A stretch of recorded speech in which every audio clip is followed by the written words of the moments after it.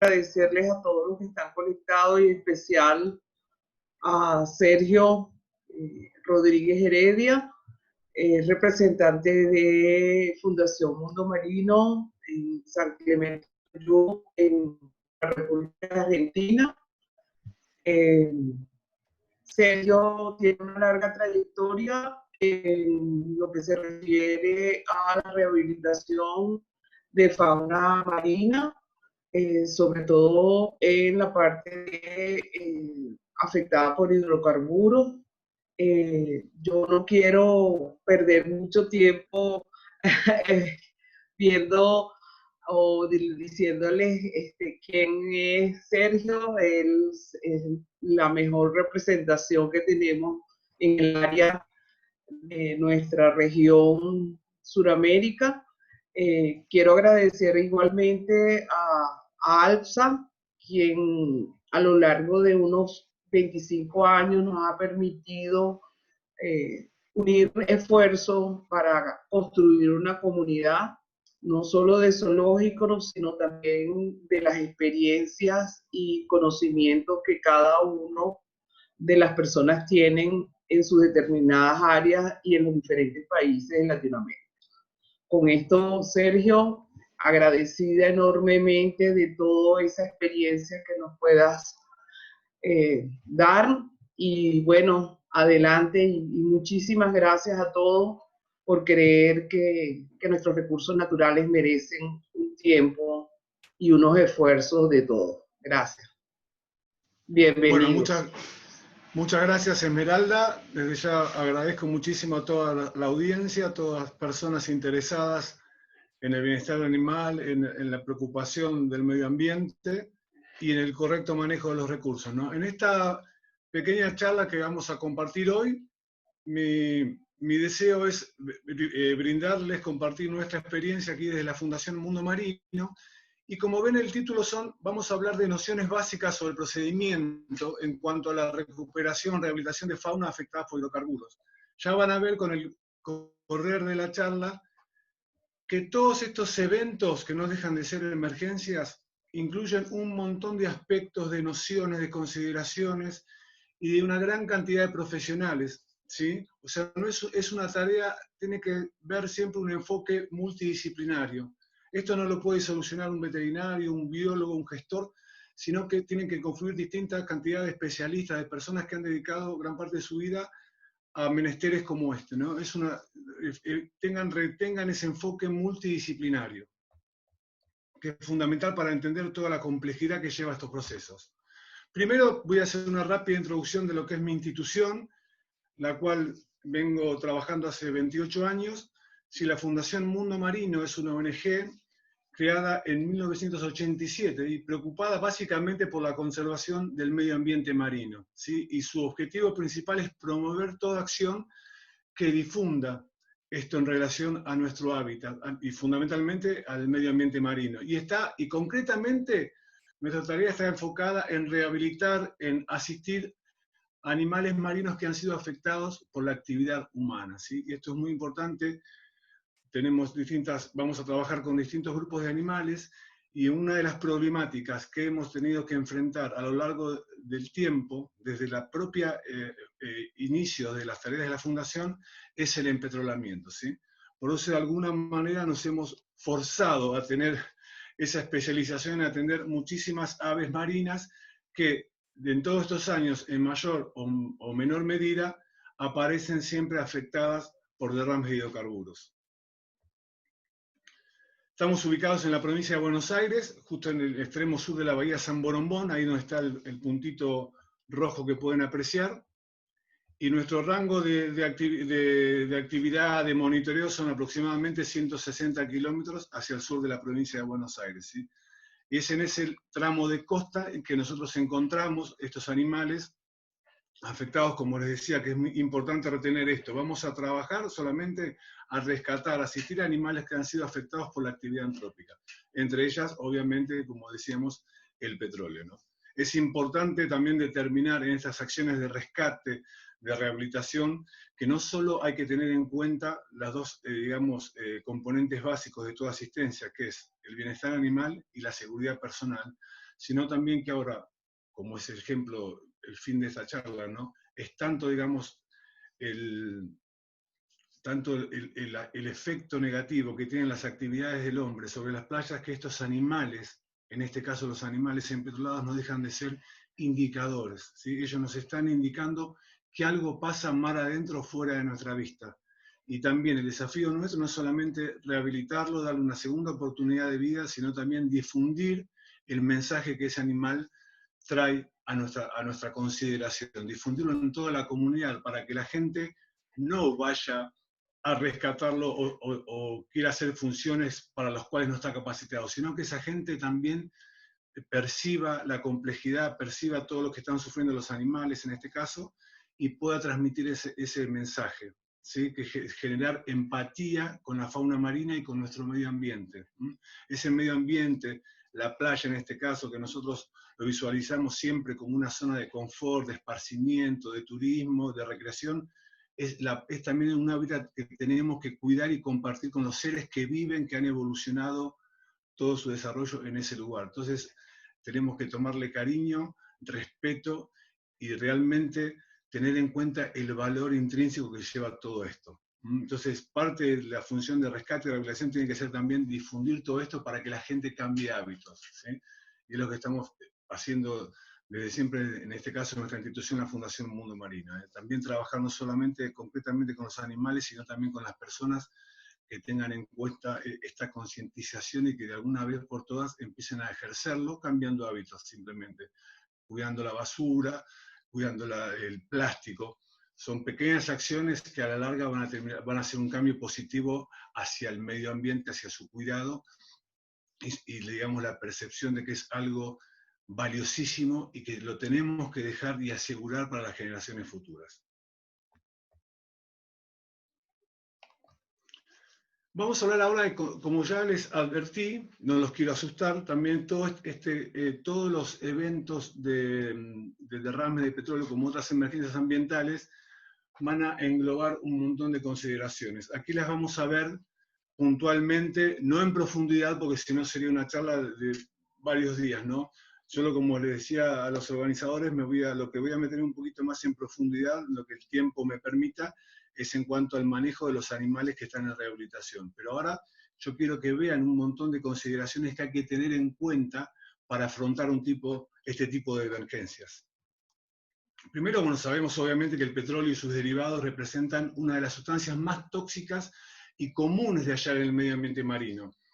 Básicamente, hablando rápido para que se entienda, tenemos la presencia del contaminante, se exterioriza a través de dos formas, ¿sí? Muy sencillo. Una forma inusual, que es ocasional, eventual, que no deja de ser trágica también, que es cuando tenemos ese hidrocarburo derramado por accidentes de buques, accidentes en plataformas, en refinerías, etc. Así que son accidentes puntuales.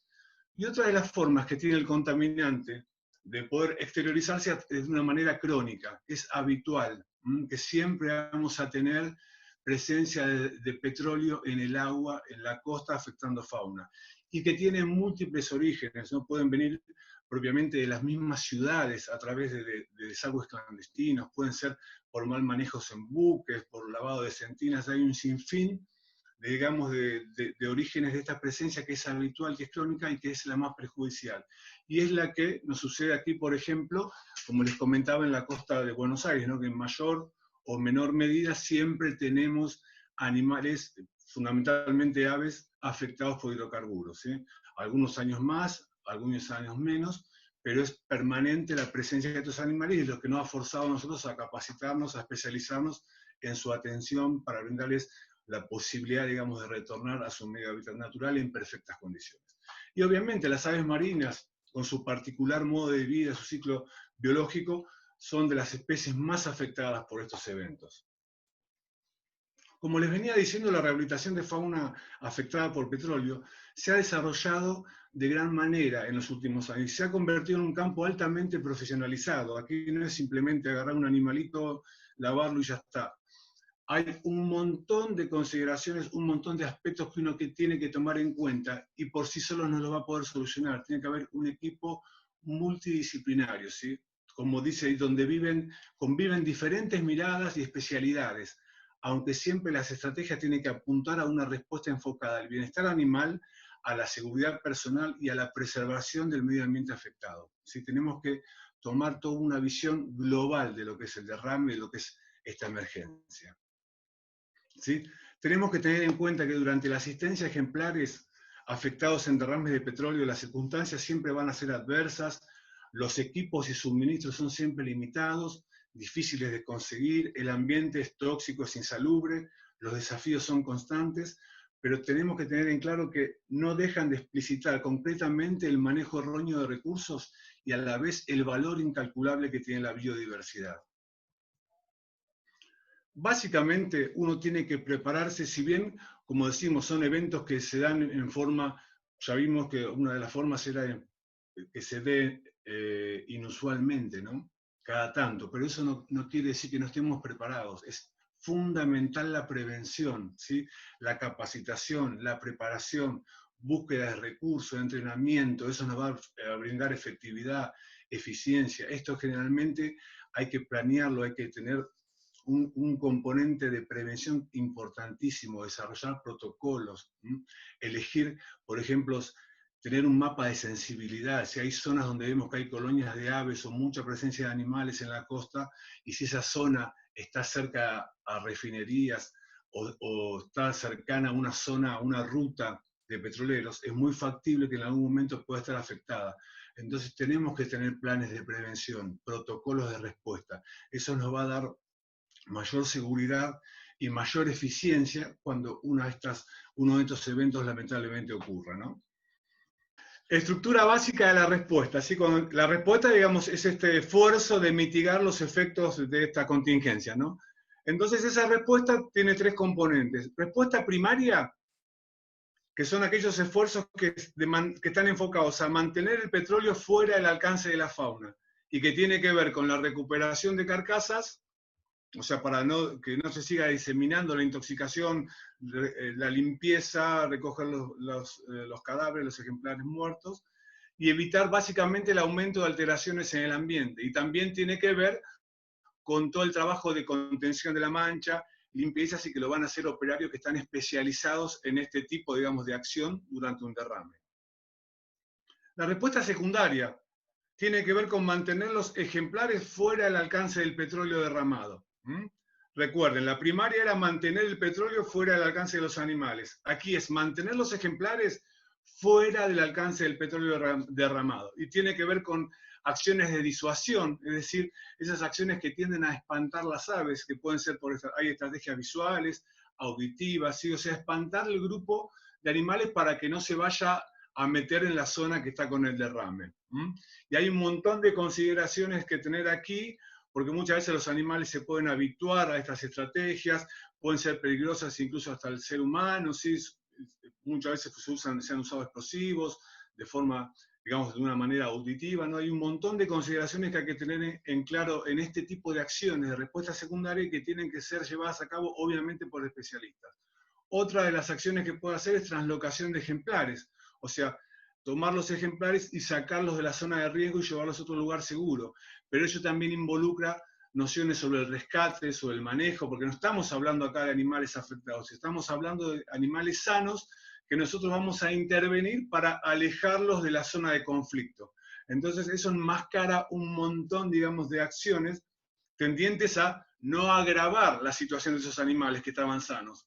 ¿Se entiende? O sea, si son una población de animales, un grupo de animales sanos, nosotros los vamos a rescatar para trasladarlos a otro lugar, ese rescate tiene que ser en las mejores condiciones posibles porque no vamos a, por querer asistirlos, no los vamos a dañar o a agravar el estado que ellos, digamos, estaban realmente, ¿no? Entonces, fíjense cómo cada paso encierra una gran complejidad y necesita sí o sí de que sean ejercidas por personas capacitadas. Y la respuesta tercera es la que hoy nos vamos a meter con un poquito más de profundidad, que tiene que ver ahora sí con el rescate y asistencia de la fauna afectada, ¿no? Teníamos entonces dentro de esa respuesta global tres componentes básicos, la primaria, la secundaria y la terciaria. Ya la terciaria es cuando ya tenemos que intervenir a rescatar animales que evidentemente ya han contactado directamente con los hidrocarburos. Ahora bien, hay varios, como les venía comentando, varios aspectos de en esta complejidad que encierran este tipo de eventos. Entonces vamos a ver ahora componentes básicos mínimos para la planificación y desarrollo de la respuesta mitigatoria a los derrames sobre la fauna. Entonces vamos a tener que tener siempre en cuenta medidas para la disuasión de la fauna en las zonas críticas, o sea, alejar la fauna que todavía no se manchó, alejarla de esa zona de riesgo, búsqueda y recogida de animales afectados, ya sean vivos y muertos, estabilización de animales en un lugar remoto. Muchas veces tenemos la posibilidad de empezar a asistir, rescatar fauna en lugares donde no vamos a tener la facilidad, por ejemplo, de tener un centro de rescate o instalaciones adecuadas. Bueno, las vamos a tener que hacer en lugares donde no existan, o bien estabilizar los animales, darles los primeros auxilios, que ahora a continuación vamos a ver, y después trasladarlos a esos centros donde tienen ya las instalaciones más preparadas para la recepción de estos animales. Pensar en el transporte, así como vamos a hacer el transporte de esas instalaciones o lugares remotos, cómo va a ser el transporte de esta fauna hacia los lugares, digamos, de recepción. Tenemos que pensar que es fundamental la documentación, la evaluación, clasificación de la fauna afectada. Después vamos a pensar en procedimientos para la estabilización, nutrición, tratamiento, la descontaminación, que tiene que ver con el lavado, con la remoción del contaminante, el reacondicionamiento físico y recuperación, los criterios y procedimientos para la reinserción y el monitoreo post-reinserción. Esto que ven ustedes que está recuadrado en rojo es lo que vamos a digamos, va a ser el centro de la charla. Tenemos que también tener en cuenta necropsias, informes pertinentes, la dimensión humana. Nosotros ahora estamos hablando del ambiente, de los animales, pero hay también algo que es muy particular y que en sí va a ser, digamos, el corazón de la respuesta. Y muchas veces va a determinar el éxito o el fracaso, que es la dimensión humana, las personas que van a llevar a cabo estas acciones. Así que tienen que estar sí o sí preparadas. Tienen que tener ya un perfil, digamos, ya predeterminado para ejercer este tipo de acciones en los distintos campos que hemos visto. Y también es fundamental los voluntarios.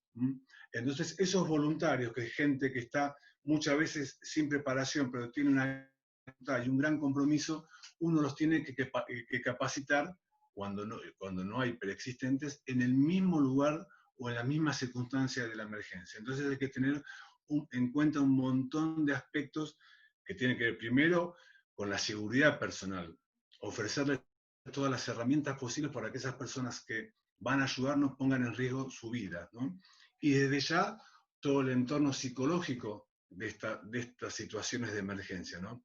En muchas personas ha hecho, por ejemplo, la experiencia de vivir una situación de esto le ha cambiado la vida prácticamente, o se han dedicado a rehabilitar animales. Son eventos que también no solamente movilizan gran cantidad de gente, sino que movilizan una gran cantidad de sentimientos, de percepciones, ¿sí? Eso hay que tener en cuenta también. Fíjense, todo el amplio campo que uno tiene que tener en la cabeza cuando forma parte, o cuando está intentando formar parte de estas acciones de mitigación hacia un derrame de petróleo. También esto que es importante, prever instalaciones o localidades para el soporte edilicio y la respuesta. Tenemos los animales en un lugar, están empetrolados, los estamos estabilizando. ¿A dónde los llevamos? Puede haber instalaciones provisorias que se desarrollan o se arman en un lugar cercano al derrame. Podemos tener instalaciones ya fijas como son los centros de rescate o rehabilitación, que tienen ya, es una suerte poder contar con este tipo de organizaciones, porque ya tienen toda una estructura ya preparada para recibir y para llevar a cabo el proceso de rehabilitación de estos animales, ya sean aves, sean reptiles, sean mamíferos. También hay instalaciones móviles. Aquí abajo vemos una foto de la gente del CRAN, allí en Río Grande, que ha desarrollado estructuras móviles para trasladar cercanas a la zona, digamos, de los derrames, y ahí ellos tienen preparados cada uno de esos containers, son salas de lavado, salas de enjuague. Eso también eso se sucede en Brasil y es de una gran ayuda. Después van a ver distintas fotos que hay lugares que se han improvisado, ¿sí? En localidades que estaban cercanas a la zona del evento. Entonces uno tiene que tener muchas cosas en la cabeza para solucionar situaciones que surgen de imprevisto. Básicamente, volviendo, digamos, a la respuesta en sí, el objetivo primordial es minimizar el impacto del derrame en individuos y en poblaciones a través de protocolos adecuados que velen fundamentalmente por la seguridad personal de los operarios implicados en la respuesta, como también y desde el bienestar de los ejemplares afectados. La exposición al petróleo obviamente produce efectos negativos en la fauna salvaje, ¿sí? Y dependen también de diversas variables, del modo de exposición, duración de la misma, las características del producto, si es un petróleo, si es un hidrocarburo volátil, si es más bien crudo, depende también de la sensibilidad de las especies, y esto tiene que ver también muchas veces con el manejo que vamos a poder ofrecerles durante la rehabilitación, durante el rescate. Hay especies que son mucho más estresables que otras, hay especies que van a soportar digamos, en mejor medida todas las acciones de lavado, de enjuague, de lo que es la remoción del contaminante. Otras especies son muy sensibles, muy estresables y podrían no tolerar esos manejos. Tiene que ver también el empetrolamiento con la edad, la salud de los individuos, con el uso del hábitat.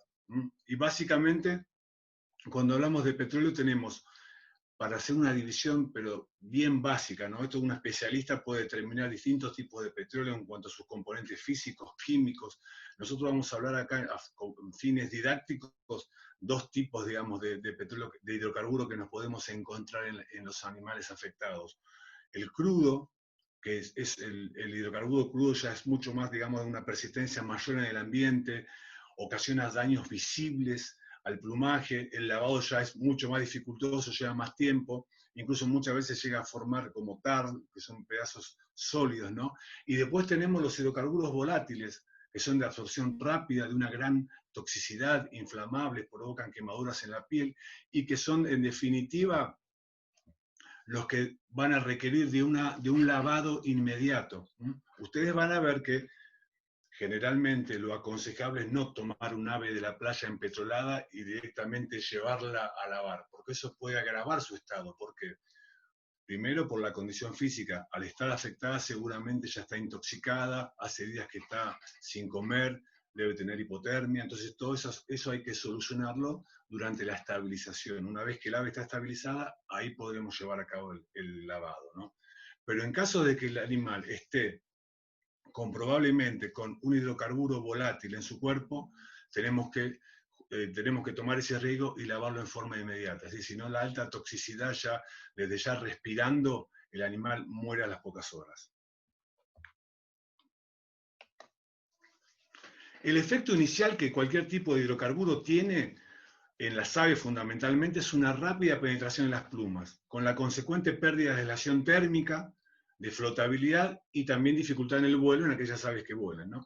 A causa de esta falta de impermeabilidad, sobreviene un estado de hipotermia, el animal ya no puede estar más en el agua, entonces ahí el animalito sale a playa, no se va a poder alimentar obviamente y queda expuesto a los depredadores. Ustedes imaginen lo que es para las aves fundamentalmente, que ellas permanentemente se están acicalando, cuidando su plumaje, lo que es como se ve en la imagen, una ave con todo ese plumaje apelmazado, pegoteado, toda la disposición anatómica de las plumas, que en sí le confiere esa impermeabilidad, hace que un ave que está en aguas muy frías pueda mantener su temperatura corporal estable.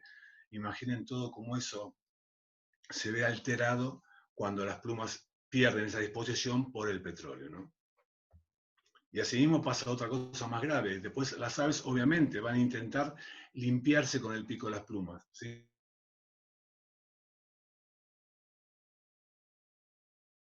Con el plumaje limpio. Cuando uno ve un ave, aunque no esté afectada con petróleo, pero está desprolija, con las plumas, digamos, se las ve sucias, ese ave tiene algún problema, ¿no? Entonces, obviamente, cuando el petróleo es ingerido a través del acicalamiento, hay gran variedad de productos tóxicos que son absorbidos, provocando irritaciones gástricas, deshidratación, anemia hemolítica, anormalidades en el hígado, alteraciones en el sistema reproductor. Fíjense cómo en poquitas palabras podemos describir digamos, el gran efecto tóxico, el efecto negativo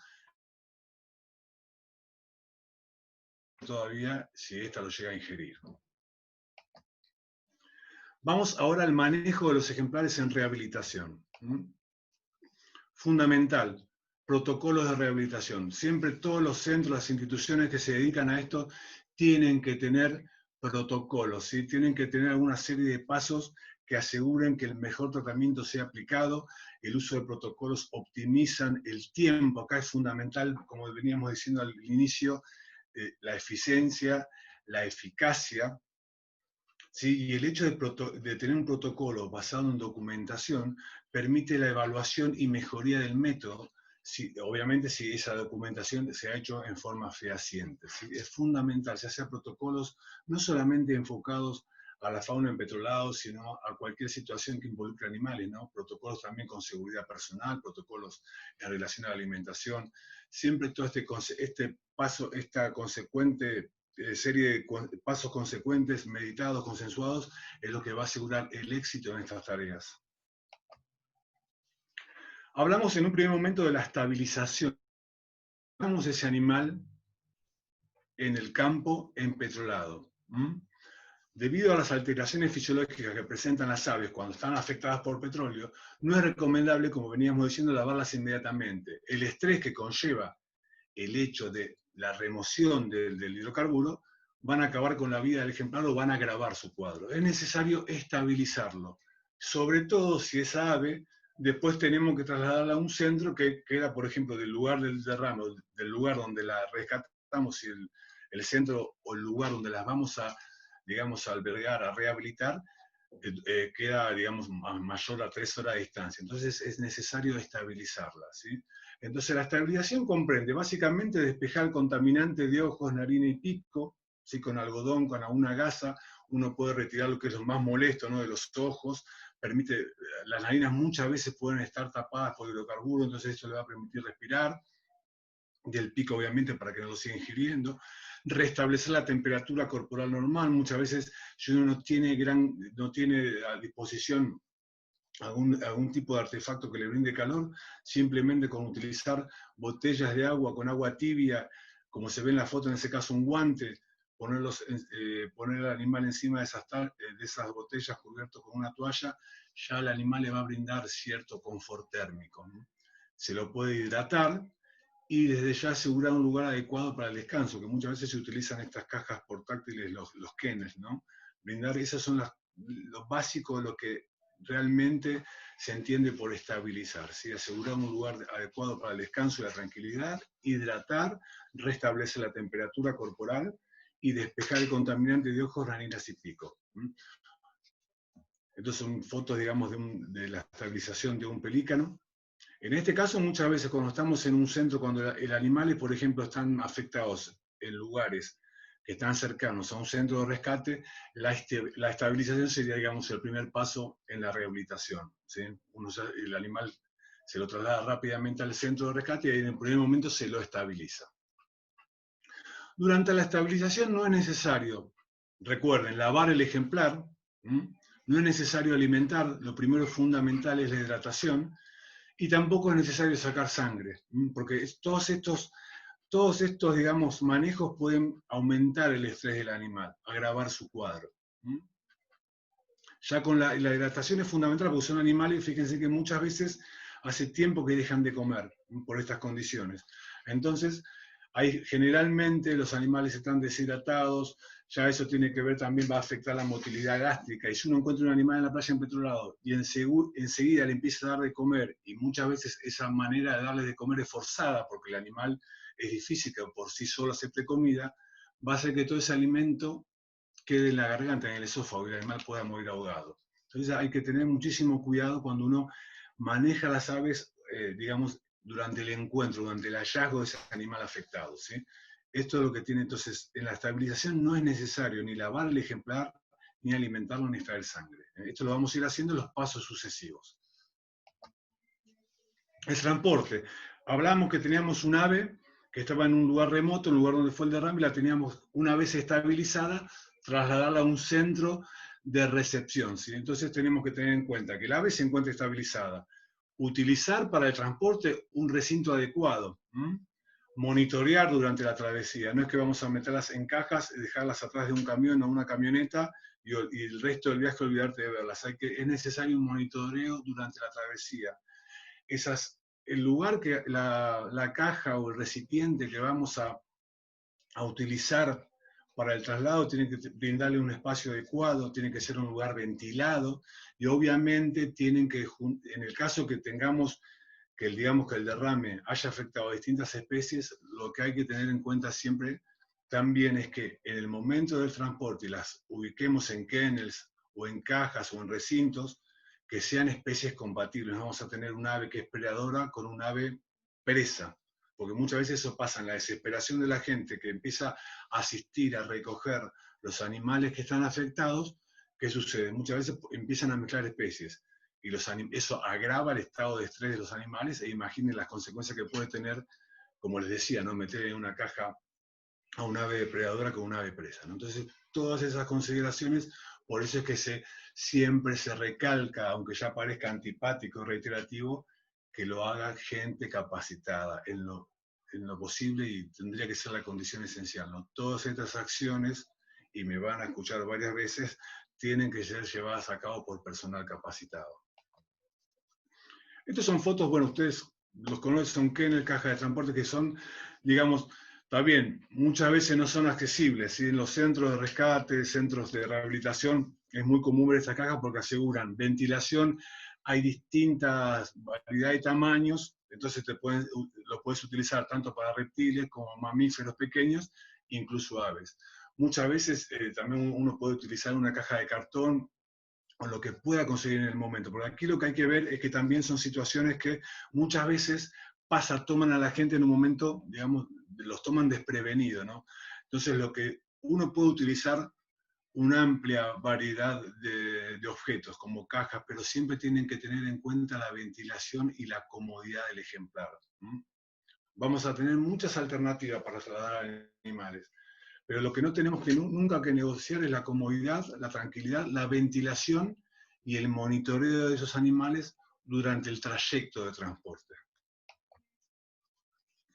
El examen al ingreso, una vez que esos animales ya los tenemos estabilizados, hicimos el transporte al centro de rescate. Recuerden que ese centro de rescate o de recepción de animales podía ser un centro ya preestablecido, un centro de rescate propiamente dicho, una institución ya que está preparada, podría ser un lugar, digamos, improvisado, o sea, formado cercano al lugar del derrame, instalaciones que eso también hay gente capacitada para llegar a ser salas de estabilización, salas de lavado y enjuague, recintos, digamos, de permanencia de los animales, que ahora vamos a hablar. Pero bueno, les vuelvo a repetir, imaginen todas las circunstancias y las consideraciones que hay que tener en cuenta y los desafíos que se les presentan a las personas que están mitigando, que están ofreciendo la respuesta. Hay desafíos que surgen permanentemente y uno tiene que estar preparado ya para enfrentarlos y poder solucionarlos en forma exitosa, pensando siempre en el bienestar de los animales. A una vez que los asistimos y los rescatamos de la playa, la responsabilidad ahora de la vida de esos animales ya pasa a ser totalmente nuestra, ¿no? Entonces, al examen al ingreso, ya ahí sí, una vez que el animal está estabilizado y llega al centro, ahí ya van a actuar, obviamente, ya profesionales como veterinarios, biólogos, en donde van a tener que tomar, digamos, distintas consideraciones. Primero, la actitud del ave, que puede estar erguida, postrada, ser agresiva, estar reprimida, temperatura rectal, petróleo, extracción de la muestra. Generalmente, ahora vamos a ver, para documentar el evento es fundamental tener pruebas, ¿no? No solamente el registro fotográfico de cada animal identificado, sino también retirar una pequeña porción de plumas empetroladas. La hidratación, el examen físico, estimar la condición corporal, el diagnóstico inicial a través de la materia fecal, a través de la toma de sangre, registro fotográfico, como veníamos diciendo, para la documentación. En sí, esto básicamente es lo que llamamos nosotros un protocolo de ingreso, que en este caso, como lo aplicamos a cualquier animal que nosotros vamos a asistir y lo ingresamos al centro, bueno, en este caso está enfocado a aves empetroladas, pero no deja de ser, digamos, lo mismo que hacemos cada vez que un animal ingresa.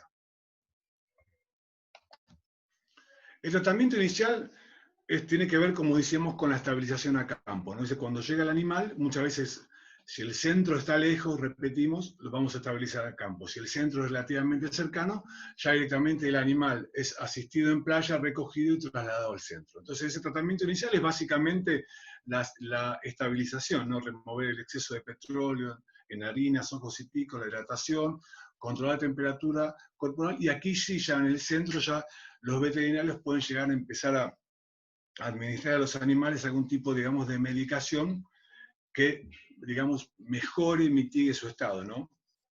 Muchas veces se le dan antitóxicos, ¿no? Para ya de alguna manera mitigar en forma inicial esa presunta intoxicación que tiene por haber consumido petróleo. Estas son escenas, van a ver con distintos animales en distintas situaciones, ¿sí? Van a ver escenas en lugares ya preestablecidos, otros en lugares que se han improvisado, o sea, que se han hecho, que se han constituido en el lugar del derrame. Eso tiene que ver con el examen de los animales, con la ocultación, con el peso, es todo lo que engloba, digamos, todas las consideraciones al ingreso del ejemplar. La hidratación, ¿sí? La hidratación obviamente va a variar, esto es obvio, según la especie, según el ave que estamos tratando, ¿no? Porque la cantidad de líquido administrado va a depender de la especie, como decíamos, del tamaño, del estado de salud. Hay veces que los animales no los podemos hidratar por una sonda, porque están tan deprimidos que ¿qué va a hacer? Ese líquido no lo va a poder asimilar y lo van a regurgitar. Y al regurgitarlo, muchas veces, ese líquido va a entrar en las vías aéreas y va a agravar el cuadro, ¿no? Esto obviamente tiene que estar a cargo de un veterinario, ¿no? El volumen de líquido que se necesita normalmente en 24 horas en un ave saludable es de 50 centímetros por kilo por día. Entonces, en base a eso, que es algo nominal, ya ahí los veterinarios, de acuerdo a la experiencia que tengan las determinadas especies, van a saber cómo actuar, ¿no? Esto es algo básico.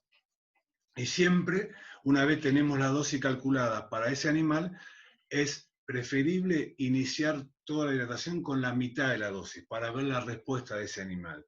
Sobre todo, y conforme vaya el animal evolucionando, ahí vamos a poder, digamos, aumentar la cantidad de líquido hasta llegar a la dosis adecuada. Lo que siempre hay que tener en cuenta también durante ya el manejo del animal y la hidratación es cómo vamos a sujetar ese animal durante la hidratación, porque muchas veces sucede que una vez que está hidratado el animal, las personas muchas veces en el apuro pueden llegar a volcar la cabeza hacia abajo y favorecer que ese animal regurgite, o apretarlo con demasiada fuerza, entonces el animal ahí también va a vomitar. Lo que hay que intentar aquí es evitar que el animal regurgite por el peligro que ya les comenté antes, ¿no? Que simplemente un poco de agua que regurgite ingrese por la glotis y vaya a la vía aérea. Y posiblemente no lo mate en el momento, pero después a las semanas vamos a ver que muchos animales empiezan a tener problemas respiratorios, animales letárgicos, y que tienen que ver con la neumonía por aspiración, ¿sí? Que no sucedió en el momento, sino que sucedió quizás 4 o 5 días atrás cuando fueron recibidos e hidratados inicialmente. Esto tiene que ver mucho con el manejo que vamos a hacer de cada ejemplar en particular y que va a variar de acuerdo a las especies, ¿no? De acuerdo a su contextura física, como veníamos diciendo, y también otra cosa que voy a reiterar mucho es de acuerdo al temperamento. Por eso es importante aquí también el aporte de biólogos, de ornitólogos, que conozcan las aves y conozcan el temperamento. Recordar siempre eso, hay animales que van a ser más frágiles, más estresables que otros que son robustos.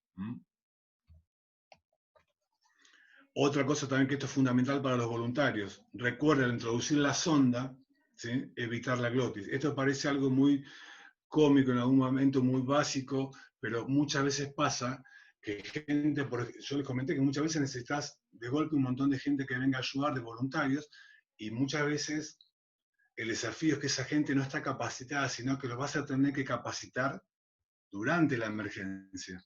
Y muchas veces en el afán de ayudar, pueden llegar a introducir sin cuidado, digamos, la sonda directamente en la glotis, ¿no? Entonces ahí ya, obviamente, vamos a imaginar qué es lo que va a suceder, ¿no? La parte inmediata del animal. Entonces hay que tener muchísimo cuidado con esto. ¿Por qué? Porque las distintas especies van a tener, obviamente, distintos picos y van a estar, y algunas especies pueden llegar a tener la glotis más oculta que otras. Entonces es necesario que nosotros conozcamos las especies con las que estamos trabajando, hasta el mínimo detalle. Fíjese, en distinto es hidratar un pingüino que hidratar un podicipediforme de tamaño muy diminuto, ¿sí? Con una boca muy chiquitita, donde muchas veces es muy difícil advertir dónde está la glotis. Entonces uno tiene que asegurarse de utilizar la sonda con un tamaño adecuado, obviamente a la abertura vocal que presenta el ave, y siempre pegado a una de las mejillas, para evitar ir por el medio, que es donde seguramente nos vamos a encontrar con la glotis. O sea, extremar los cuidados cuando ya estamos con los animales en nuestras manos, ¿no?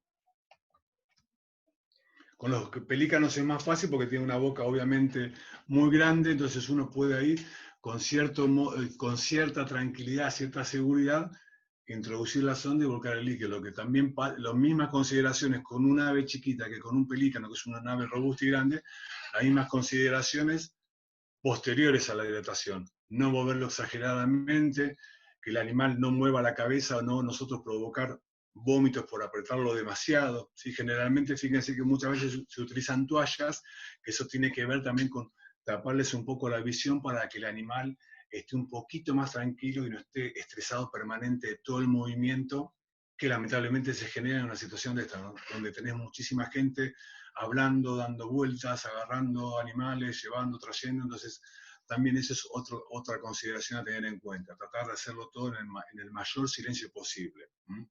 Porque recuerden, estas aves, o cualquier tipo de animales, afectados como están, intoxicados, encima con ese pandemonium de gente o de ruidos que habitualmente, naturalmente, no están acostumbrados, ¿no? Entonces, todos esos descuidos, créanme, van a agravar la situación del ejemplar. Fundamental la documentación, el registro fotográfico, como hablábamos hoy, ¿no? Cada animal que llega al centro tiene que tener una foto individual y tiene que estar identificado. Los ornitólogos saben ya los distintos tipos de modos de identificación que hay en las aves, algunas anillas en las patas, otras son bandas en las aletas, como el caso de los pingüinos, pero siempre una foto, digamos, el número de identificación, el lugar donde fue rescatado y la fecha.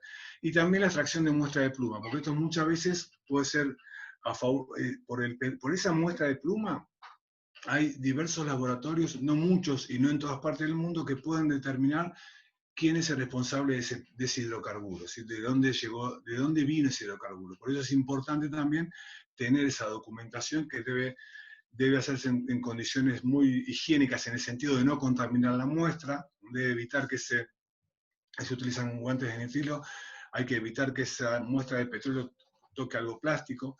Generalmente se las recoge en papel de aluminio, ¿sí? Del lado que sea opaco, ¿no? Y se las guarda en un freezer. Obviamente con el número de animal, la fecha y de dónde ha sido rescatado ese ejemplar. O sea, fíjense que hay un montón de pruebas del derrame que nosotros tenemos que conservar, de documentación que es valiosísima.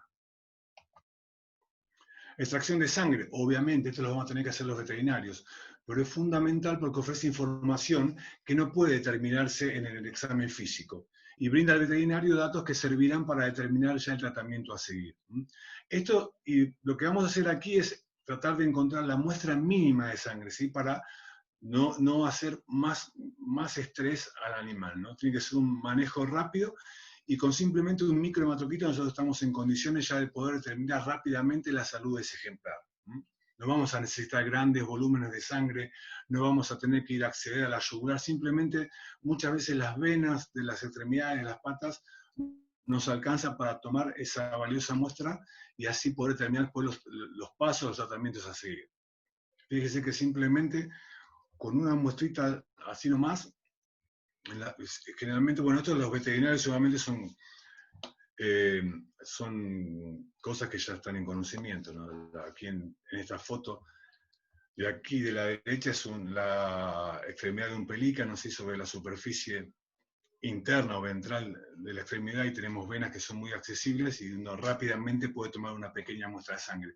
En el caso de los pingüinos, como es aquí, en la pata, en la vena metatarsial media, también tiene rápido acceso y se puede obtener la muestra. Eso, bueno, esto es obvio para los veterinarios, no se hace una interpretación del microhematocrito, y lo que vamos a buscar ahí en estos valores son primero el valor del hematocrito, ¿no? El porcentaje de glóbulos rojos en sangre. Los valores normales oscilan de 38 a 48 a 50, más o menos, depende de las especies también. Muchas veces se aumenta ese porcentaje en aves buceadoras.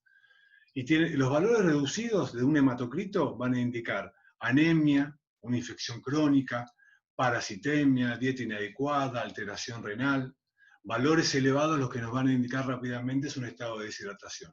Igual todos los valores que vamos a ver en la sangre, tanto lo que se llama el paquete de glóbulos rojos, que es el hematocrito en sí, como el análisis del suero, todo eso obviamente tiene que verlo un veterinario, porque estas consideraciones que yo les cuento, valores reducidos, indican tal, tal, tal cosa, esto es lo básico, pero muchas veces están enmascaradas otras situaciones, que eso es lo que están capacitados para poder ver eso y comparar distintos datos son los veterinarios, ¿sí?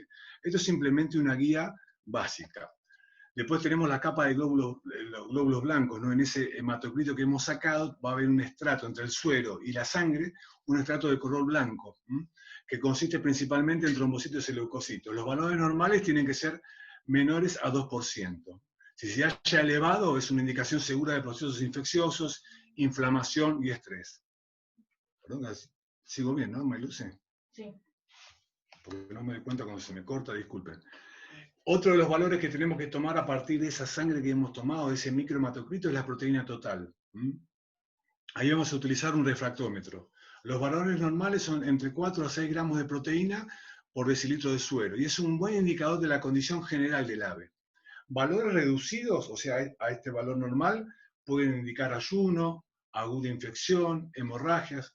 Valores elevados pueden indicar infección, deshidratación, infecciones crónicas. Por eso esto lo tiene que ver fundamentalmente un veterinario que va a estar preparado para lidiar con estos valores, porque los tiene que contrastar. El valor de proteína total lo tiene que contrastar también con como hablábamos hoy, con el hematocrito, ¿no? Entonces, todo esto es lo que refuerza que tiene que haber personas, que tiene que haber profesionales, ¿no?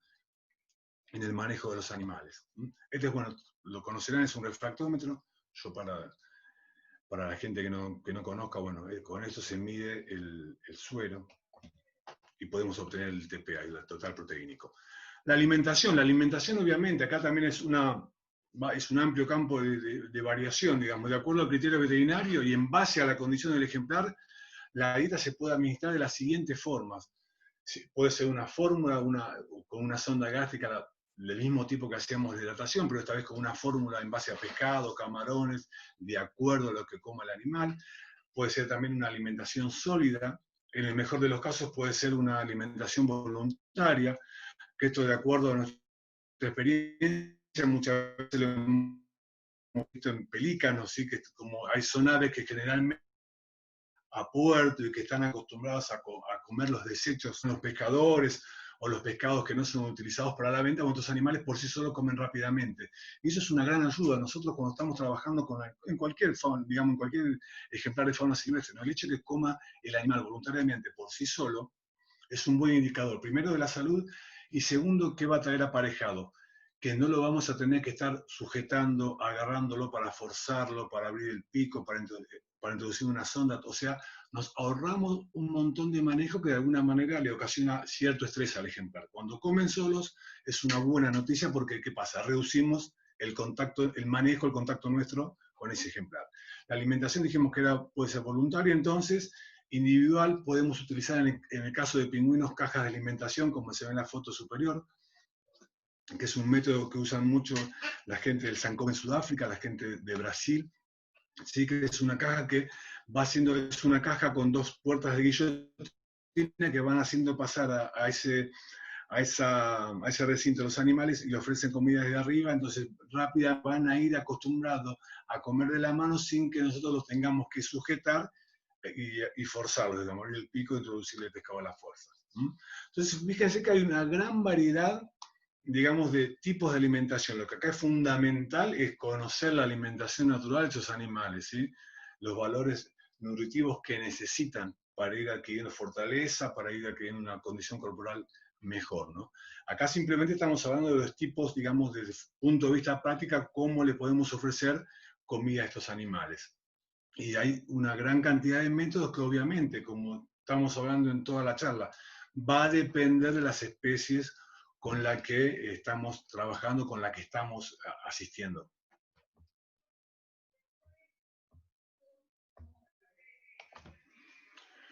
Otra cosa fundamental también, y que tiene que ver con el bienestar animal, los recintos de rehabilitación.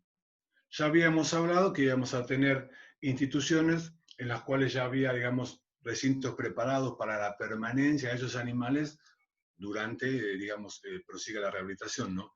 Pero también muchas veces cuando tenemos que generar un centro en un lugar donde no lo hay, en un lugar cercano al derrame, y tenemos que buscar instalaciones que de alguna manera nos ofrezcan la posibilidad de hacer recintos, siempre, esto es fundamental, tenemos que respetar las características biológicas y comportamentales de los ejemplares. Desde ya, o sea, tenemos que brindarles a ellos un recinto en el cual los animales se sientan cómodos. Evitar desde ya el hacinamiento, la excesiva humedad, que muchas veces predispone a que los animales tomen una enfermedad que se conoce como aspergillosis, a través de la propagación de un hongo que naturalmente está en el ambiente, pero las condiciones de suciedad, de hacinamiento, de humedad, hacen que esto, digamos, ese hongo en el ambiente crezca, sumado a la inmunodepresión que tienen los animales por el estrés, por el manejo, es un combo ideal para que los animales desarrollen esta enfermedad, esta afección respiratoria. Entonces tenemos que cuidar mucho siempre la ventilación, la humedad y evitar el hacinamiento. Otro de los problemas que muchas veces sucede, el tipo de sustrato. Las aves marinas obviamente pasan gran parte de su tiempo en el agua, entonces es distinto que un ave terrestre que tiene, digamos, la epidermis de sus patas de alguna manera más rugosa, más preparada para un sustrato sólido. Aquí los animales generalmente presentan la superficie plantar, digamos, de sus extremidades muy frágiles, muy suaves. Entonces, si uno les ofrece un sustrato inadecuado, ese animal no solamente va a estar empetrolado, va a estar estresado, sino que además va a desarrollar pododermatitis, o sea, afecciones en las patas. Así que esas pododermatitis, esos callos, como se dice habitualmente, después son la vía de entrada a elementos patógenos. Entonces nosotros tenemos que tener muchísimo cuidado con el recinto y con las condiciones que tenga ese recinto, digamos, donde van a ser albergados durante el transcurso de la rehabilitación.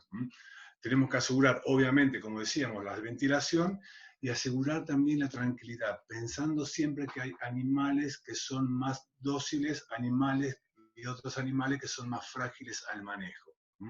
Hay aves directamente que no soportan ni las voces, incluso hay aves, el caso, por ejemplo, de los albatros, de los petreles, ¿sí? Esas aves tubinares que tienen los tubos en el pico, esas aves tienen una sensibilidad olfativa extrema. Entonces, si uno está en las cercanías limpiando con algún elemento de limpieza muy potente, como puede ser cloro o lavandina, el mismo olor de esos productos los puede, digamos, alterar, ¿no? Son muy sensibles. Entonces, uno tiene que tener en cuenta la sensibilidad a los olores, la sensibilidad a los ruidos, a los gritos, al excesivo movimiento de gente.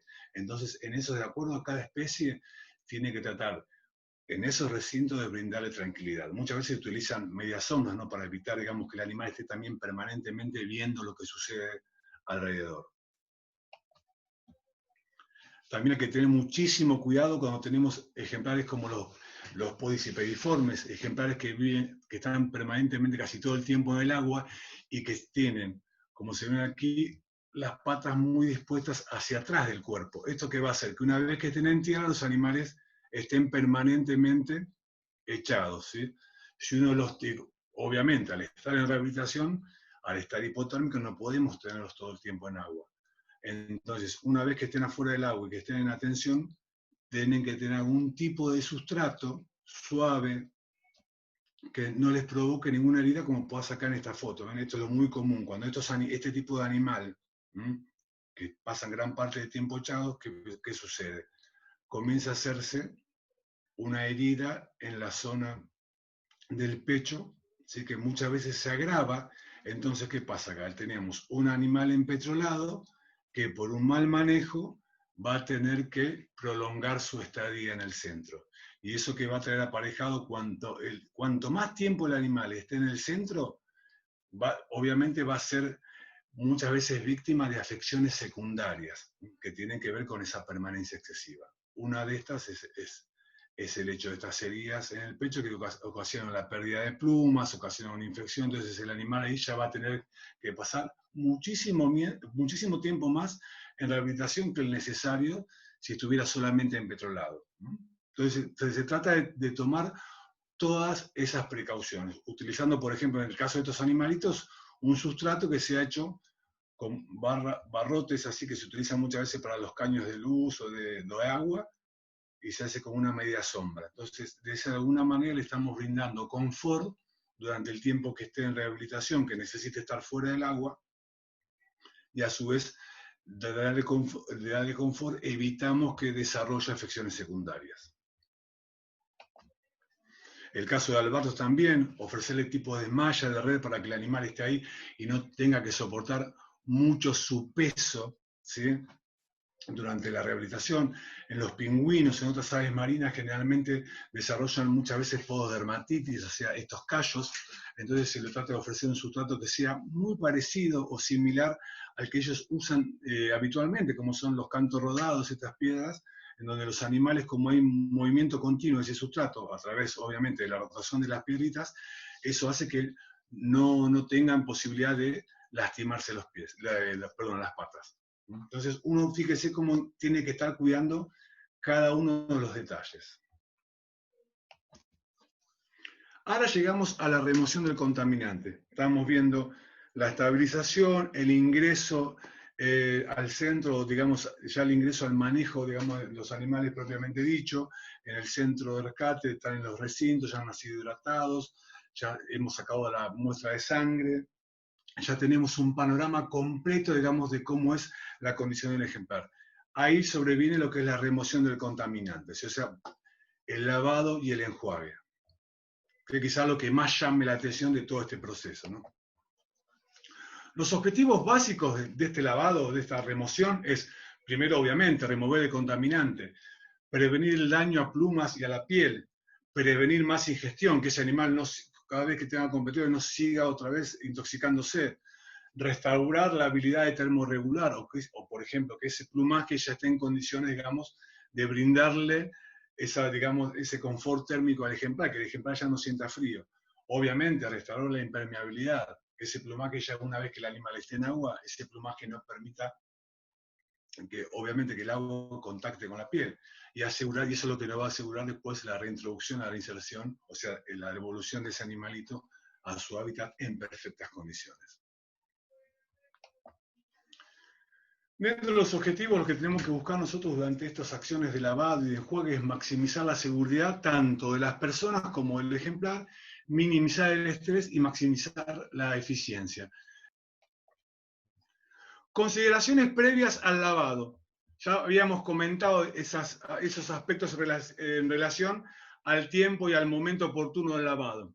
Recuerden que no era aconsejable, una vez que el ave estaba rescatada, asistida en campo, inmediatamente lavarla, a no ser que el hidrocarburo que la estuviera afectando sea volátil, que en ese caso, y de acuerdo al criterio veterinario, tendríamos que optar por el hecho de lavarla inmediatamente. Pero si es otro tipo de hidrocarburo, podemos hacer todos los pasos que hemos estado descritos, ¿no? La estabilización, llevarla al centro de rescate, y bueno, y una vez que el ave esté estabilizada, que tenga peso normal o cercano, que tenga una actitud normal, o sea, una postura erguida, que esté atento al entorno, que esté agresivo, valores sanguíneos normales o cerca de la normalidad, y una temperatura corporal estable, ahí recién sobreviene ahí podemos estar seguros de que vamos a, digamos, a proceder a lavarlo y a enjuagarlo en perfectas condiciones, o sea, tenemos la seguridad que el ave lo va a poder soportar bien, ¿sí? Porque está estabilizada y está, digamos, de alguna manera ya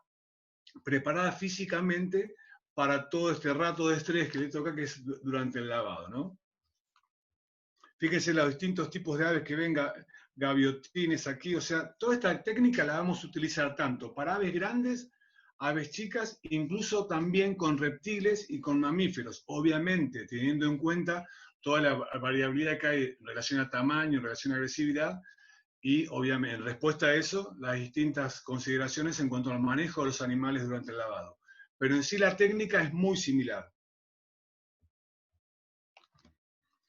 De ya vamos a requerir de un equipo para llevar a cabo el lavado y el enjuague, ¿no?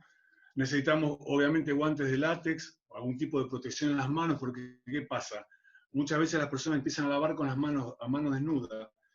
Primero, el contacto con el petróleo. Y segundo, que muchas horas de estar lavando con detergente hay mucha gente que tiene sensibilidad en la piel y ocasiona ciertas urticarias o problemas. Entonces tenemos que también velar por la seguridad personal, la seguridad de las personas que están haciendo las acciones. Tenemos guantes de látex, antiparras plásticas, siempre es preferible estar con algún tipo de protección ocular, sobre todo con aves que tienen el pico, digamos, muy largo, muy agudo o que son agresivas, equipo impermeable, recipientes plásticos de aproximadamente.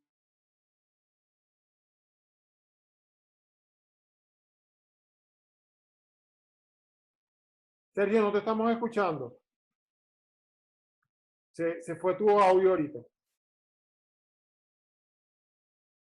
Intenta de nuevo. No, no te escuchamos. Hola, hola, hola. Ahora sí, ahora sí. Perfecto, ya. Gracias por avisarme. Ok. Estaba con el equipo necesario para el lavado de aves empetroladas, ¿no? Necesitamos guantes de látex, antiparras plásticas, equipo impermeable. Esto tiene que ver con la seguridad de las personas, ¿no? Recipientes plásticos, que son estos que pueden ver aquí en la foto a la derecha, pueden ser de distintos tipos, siempre y cuando puedan darle una contención al animal y que posibilite que el agua caliente con detergente contacte todo su cuerpo, ¿no? O sea, no podemos lavar un ave grande.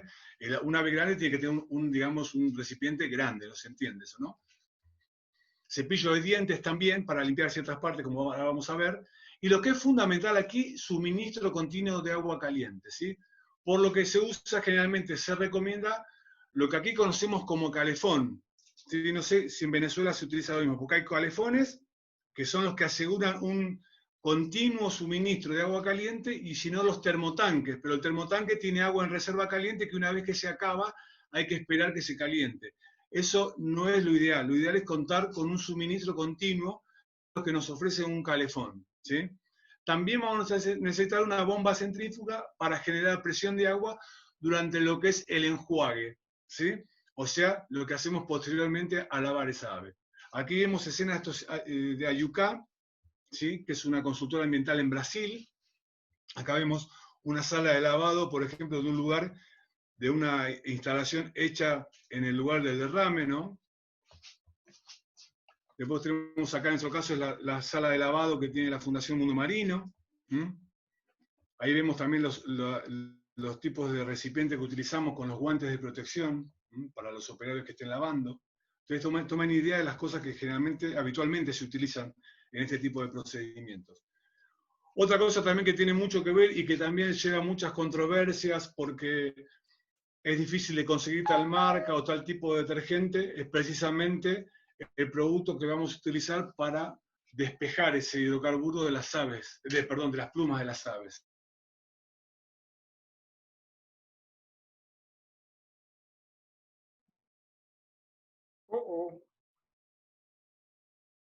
Se volvió a congelar, Sergio.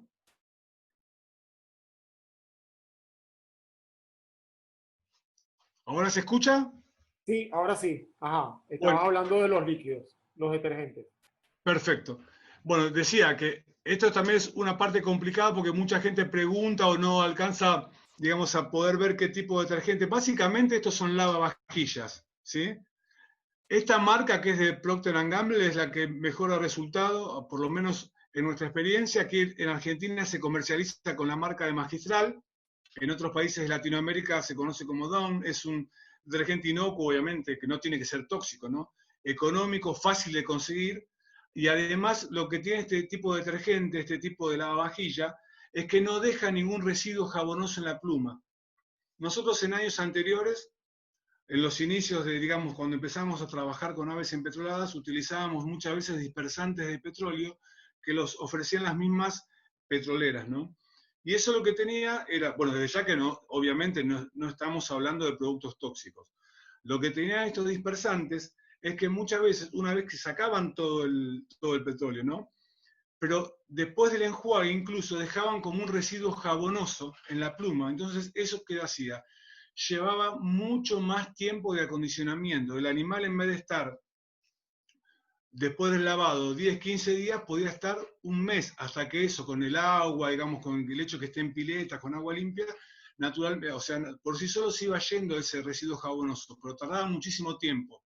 En este caso, este tipo de detergente no ocasiona eso. Uno, si no consigue estas marcas en particulares, que como repito, es muy difícil porque va a depender obviamente del lugar donde estemos, ¿no? Tiene que buscar un lavavajillas, bueno, que en lo posible sea biodegradable y que desde ya no tenga ningún tipo de toxicidad hacia el animal. Fundamentalmente teniendo en cuenta que si uno lo hace con el cuidado que se requiere, ese detergente tiene que tener el mínimo contacto posible con los ojos, con la mucosa bucal. Aún así, cuidándolo muchas veces es imposible hacer que la espuma, cuando lo estamos lavando, no llegue a los ojos, ¿no? Por eso hay que estar muy atento cuando estamos ya con un animal dentro de ese recipiente lavándolo. Pero el detergente también es algo también que es importante tener en cuenta esas características. Hablando de la remoción del contaminante, la dividimos en dos etapas, en el lavado propiamente y en el enjuague. O sea, en el lavado nosotros lo que vamos a hacer es despejar el contaminante y el hidrocarburo de las plumas. Y en el enjuague, ya una vez que el animal esté perfectamente libre de petróleo, lo que vamos a hacer es retirar los restos de detergentes, ¿sí? Vamos a tener un ejemplar libre del petróleo, de las manchas, pero lleno de espuma de detergente. Y si nosotros dejamos ese detergente entre las plumas, va a ocasionar lo mismo que el petróleo, en definitiva. Va a alterar, a interferir en la disposición anatómica de ese plumaje, y entonces, ¿qué va a pasar? El animal no va a estar perfectamente impermeable, y una vez que lo reinsertemos a su medio hábitat natural, otra vez va a sufrir hipotermia y va a tener que salir del agua, ¿no? Entonces, por eso, son muchos detalles que hay que tener en cuenta, y el enjuague es fundamental.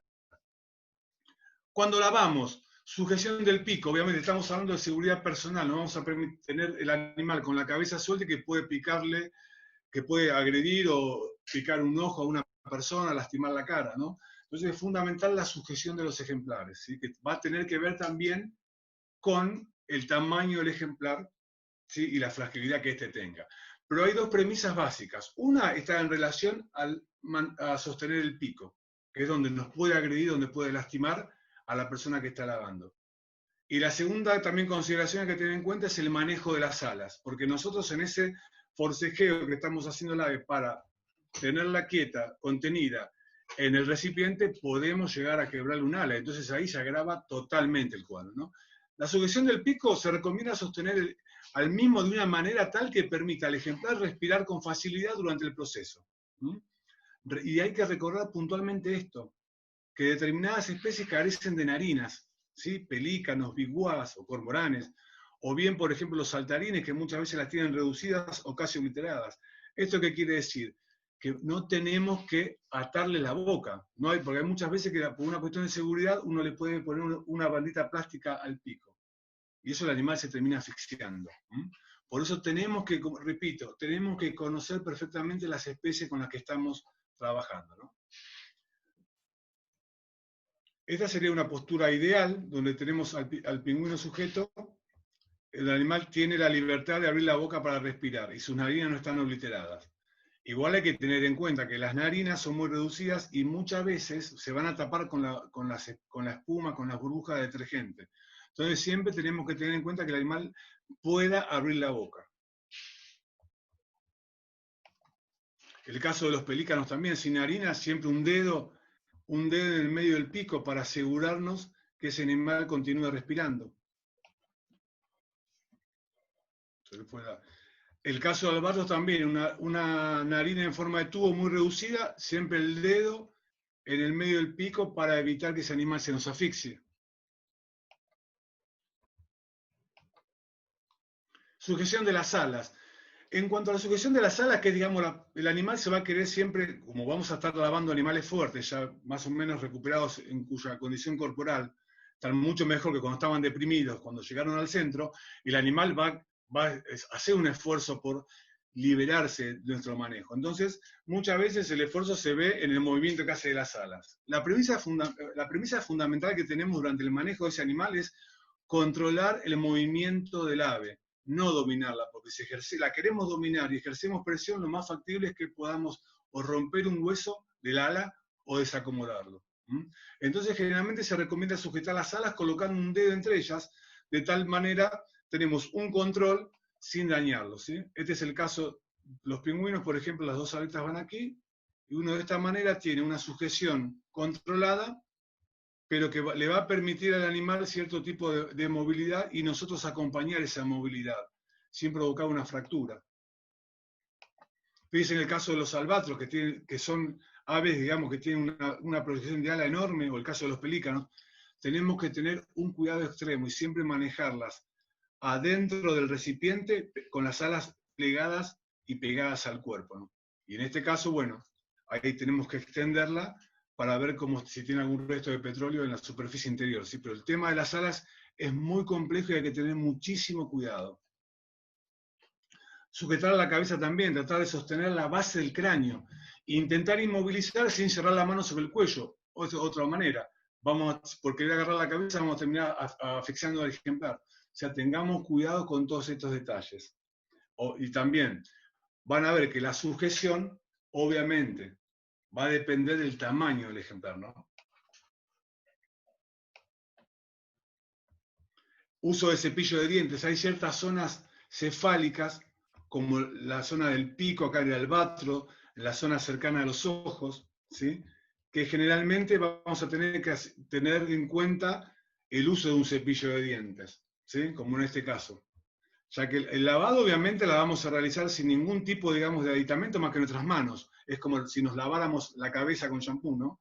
Pero hay ciertas zonas que nuestros dedos no van a tener mayor profundidad, entonces se requiere el uso de un cepillo de dientes, y fundamentalmente en zonas de pico también, en zonas, digamos, que sean más rígidas. Este es el caso de un cormoral imperial, en la base del pico y la zona de la garganta, que tiene plumitas muy chiquitas, bueno, con un cepillo de dientes con cuidado, también eso nos asegura eliminar los restos del contaminante, ¿no? En los pelícanos, sobre todo, o en otras aves que tengan bolsas gulares, se acumula mucho hidrocarburo en esta zona. Entonces ahí podemos llegar a hacer una limpieza más profunda con un cepillo de dientes. Fíjense, los recipientes, siempre todas estas fotos yo les muestro para que vean los detalles. Fíjense que es distinto maniobrar un pingüino saltarín, como en este caso, que estar maniobrando un albatros o un pelícano, ¿sí? Siempre considerando el manejo del pico y el cuidado de las alas. Otro ejemplo del cepillo de dientes en torno a la zona orbital de un pingüino. Cepillo de dientes en la zona gular de los pelícanos. ¿Me están escuchando bien, perdón? ¿Se escucha? Perfecto, Sí, te estamos perfecto. escuchando. Ok, avísenme por favor cuando se corte, ¿eh? No, tranquilo, ojalá que no ocurra. Son eso sí, son las 11:40, ¿ok? Sí, Para nosotros. Chévere. ya vamos terminando igual, ¿eh? Seguimos con, fíjense la cantidad, los distintos tamaños de ejemplares, ¿no? De un pelícano pasamos aquí a un pequeño macá, si un podicipediforme. ¿Sí? Fíjense, y siempre la técnica es la misma. Seguimos con el cuidado de las alas, aquí una gallareta, que si bien es un animal marino, la especie de fulica, para el que no conozca el nombre, también la misma técnica, ¿sí? Muchas veces animales silvestres en ríos pueden estar manchados con petróleo, ¿no? Esto también es importante, atención al manejo de las plumas durante el lavado.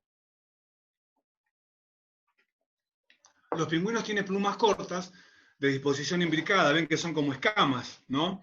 Entonces, permite un manoseo en ambas direcciones con la mano para lavar. Siempre que se haga con cuidado, obviamente. Pero otras especies, como los albatros, pelícanos, tienen las plumas más largas, de raquis frágil. Entonces el movimiento se trata de que sea siempre ese movimiento que hacemos con la mano, para despejar el petróleo, tiene que ser en una dirección, evitando romper el raquis de la pluma, ¿sí? Entonces, fíjense también otra de las consideraciones que tenemos que tener en cuenta.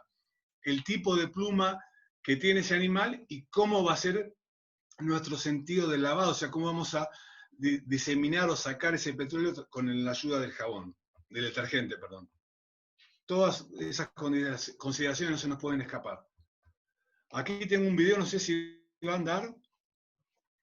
¿Se ve el video? No se ve, está como si fuera una foto. No sé si Ajá, ahí están dando lento. Ya, lentamente, pero se mueve. sí, estamos viendo.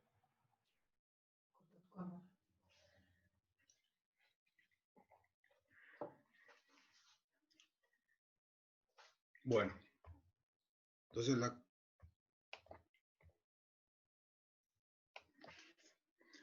técnicas pasadas. Esto es importante para que ustedes vean diferencias, ¿sí?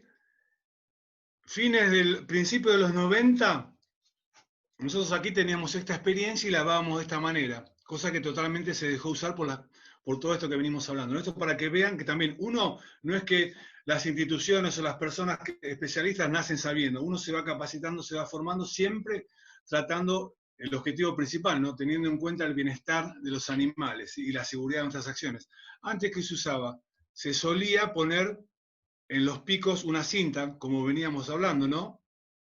Lo que aquí hay que tener cuidado, como ya lo dije, es el hecho de especies que no tienen harina, ¿no?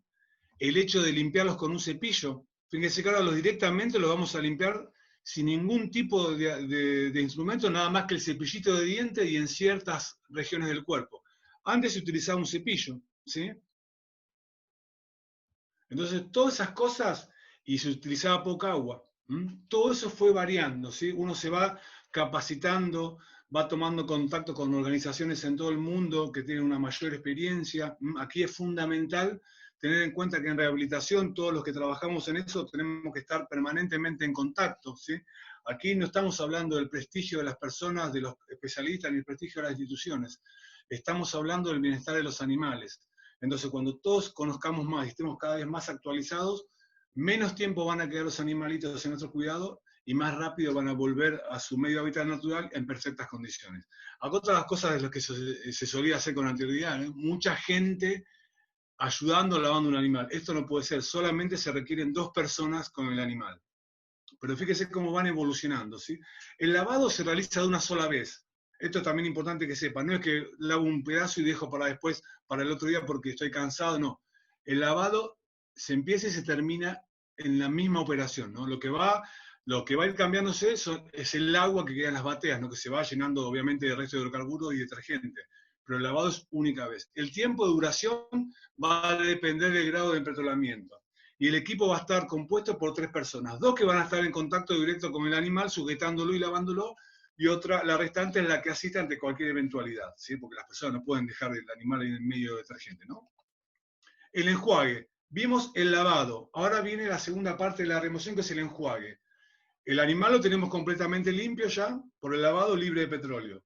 Mediante el uso de agua a presión se intenta retirar todo el resto de detergente que pudiera haber quedado en las plumas, como describimos anteriormente, ¿sí? Y estos van a ver que distintas especies, bueno, siempre generalmente el flujo de agua a presión tiene que ir de la parte cefálica hacia abajo para ir retirando desde dorsal a ventral todo el resto de detergente. Porque si no, lo que tenemos cuidado es no desparramarlo por el resto del cuerpo. Y van a ver que distintas especies, pelícanos, pingüinos rey, acá la gallarita que hemos visto, siempre se utiliza albatros, la misma técnica, el mismo tipo de movimientos y de herramientas, ¿no? Una manguera con agua a presión, porque esa agua a presión, ¿qué hace? Abre las plumas e intenta, o va a sacar, lo que tenemos que intentar nosotros es retirar todo tipo de resto de detergente que quedara. Fíjense, aves chiquitas como un gaviotín, pingüinos, siempre la misma técnica. En este caso un petrel gigante. Acá el animal no necesita estar en una batea, sino que lo vamos a hacer sobre una mesa para que el agua sucia, o sea, el agua con detergente, caiga y no quede en contacto con el animal. Esto, bueno, son imágenes de lo mismo para que vean los detalles. Muchas veces podemos utilizar un lugar así enrejado para que el resto del agua caiga y no nos quede el resto de detergente sobre las patas. Son todos detalles. Bueno, el secado. Tenemos el animal lavado y enjuagado. El secado. El animal necesita de 24 a 48 horas estar en un lugar seco en el cual tenemos que brindar un calor controlado para que ayude a restaurar su temperatura corporal. Para que empiece, digamos, a volver a la normalidad en cuanto a su condición de termorregulación. Si generalmente son lugares tranquilos, se le puede proveer algún tipo de fuente de calor externa, que puede ser una lámpara infrarroja, pueden ser estos secadores de mascotas, ¿no? Pero siempre tienen que tener cuidado de monitorear. ¿Por qué? Porque muchas de las aves pueden quedar exhaustas después del lavado. Muchas pueden quedar debajo de una lámpara y así como están en un cuadro de hipotermia, revierten rápidamente hipertermia. Entonces tenemos un animal en grave estado. Siempre que se le ponga a un ejemplar en secado o en algún momento o en algún cuadro de hipotermia, cuando nosotros le brindamos al ejemplar una fuente externa de calor, ese ejemplar tiene que tener todo el espacio suficiente para poder, una vez que está recuperado, retirarse de la fuente de calor. Si lo tenemos en un recinto muy chiquito, con la fuente, desde ya vamos a grabar el cuadro. Siempre que tengamos animales con una fuente de calor, que haya espacio para que el animal se aleje de las mismas cuando lo crea conveniente, ¿no? Entonces tenemos el secado, como decíamos acá, dejar espacio suficiente para que las aves puedan alejarse de la fuente de calor. Cuando el enjuague, esto también es importante que lo vean, cuando el enjuague se realiza sin la atención adecuada, la presencia de detergente será evidente durante el secado. Una vez que terminamos lavar, enjuagar y va al secado, el animal empieza a reacomodarse la pluma, empieza a acicalarse. Si advertimos estos restos de detergente, el animal va a tener que volver a ser enjuagado. Entonces, fíjense, por un error humano, el animal otra vez tiene que enjuagarse y otra vez el animal va a estar expuesto a estrés. Una vez que terminó el secado, esas 48 horas o 24 horas, comenzamos a los animales a ubicarlos en el medio ambiente externo, en recintos externos ya y con acceso a piletas, ¿sí? Para que el animal paulatinamente comience a ingresar a las piletas y se vaya por sí solo acomodando el plumaje. Muchas veces, si tenemos disponibilidad tanto de agua salada como de agua dulce, podemos hacer que esos primeras nataciones en agua sean en agua dulce, porque nos va a ayudar el agua dulce a sacar el resto de detergente que pudiera haber quedado y que nosotros no llegamos a advertir, ¿no? Lo ideal es eso, pero si no, directamente en agua salada está bien. Lo que tiene como objetivo esto es que el animal empieza a restablecerse la impermeabilidad, se empieza ya a aclimatar de vuelta a las temperaturas externas, ¿no? Y empieza a tomar actitud, recobrar la, digamos, resistencia física. El animal empieza a nadar, empieza a acicalarse, bueno, y eso es fundamental. Para distintos animales va a ser, generalmente el periodo de tiempo va a ser reducido, van a ingresar a las piletas, van a sentir frío, van a salir rápidamente, se van a comenzar a acicalar y así sucesivamente hasta que van a ver que conforme el paso del tiempo los animales van a estar más tiempo en el agua. Siempre hay que ofrecer agua limpia, impecable, filtrada, ¿no? Porque si no estamos otra vez contaminando el plumaje, ¿no? En el caso que la tengan las aves, controlar la glándula oropigia, su normal funcionamiento. Esta glándula en las aves que la poseen es fundamental para el ordenamiento y la alineación del plumaje, o sea, que no puede estar nunca tapada con petróleo ni afectada, hay que tener en cuenta eso. También, una vez que el animal ya ingresó a las piletas y va paulatinamente acostumbrándose e impermeabilizándose, llega este test o examen de impermeabilidad, en el cual nosotros tenemos que ver si realmente el animal se está tornando impermeable o si todavía tiene algún problema en la pluma. Ese problema en la pluma puede ser o que esté mal lavado, o que haya un resto de hidrocarburo, o que haya resto de detergente. ¿Se entiende? Entonces nosotros tenemos que revisar toda la parte del cuerpo, levantar pluma por pluma, para ver si ese animal está impermeable. ¿Cómo nos damos cuenta? Si nosotros corremos las plumas, como ven aquí en las distintas fotos, corremos las plumas y no advertimos piel y solo advertimos plumón, ese animal va en buen camino, se está impermeabilizando. ¿Sí? Fíjense aquí. Corremos la pluma y no observamos piel, observamos plumón. Entonces, ese animal ya está impermeable. Eso hay que hacerlo obviamente en todas las partes del cuerpo, ¿no? En cambio, si se haya mojado todavía, si todavía no está muy impermeabilizado, vamos a encontrar esto. Vamos a retirar las plumas y ¿qué vamos a ver? La piel, ¿sí? O directamente lo vemos el animal en la pileta con este aspecto, ¿no? Todas las plumas como mojadas. Aquí también, fíjense, retiramos la pluma y vemos la piel. La impermeabilidad la vamos a conseguir. El animal por sí solo va con ese ejercicio de acicalamiento, de ingresar a las piletas, va a reacondicionar su pluma rápidamente y la va a conseguir. Nosotros, ¿cómo podemos, digamos, ayudarlo? Ofreciéndole una buena calidad de agua, ¿no? Agua filtrada, con un reemplazo de volumen, rebalse de superficie, aspiración de fondo, permitir que el agua siempre esté limpia. Asimismo, tenemos que tener cuidado en el momento de alimentarlos, porque ¿qué pasa? Muchas veces estos animales, de acuerdo, hay especies que no llegan a comer nunca por sí solas. Tenemos que forzarlas. Entonces, por más que esté limpio, hay que tener un cuidado extremo en no mancharlas con aceite de pescado, ¿no? Porque si no, ese animal que ya había lavado, enjuagado, estaba limpio de petróleo, y por un mal manejo durante la alimentación, tiene que volver otra vez a todo el proceso, ¿sí? Entonces, fíjense todos los detalles, como vengo repitiendo, que hay que tener en cuenta.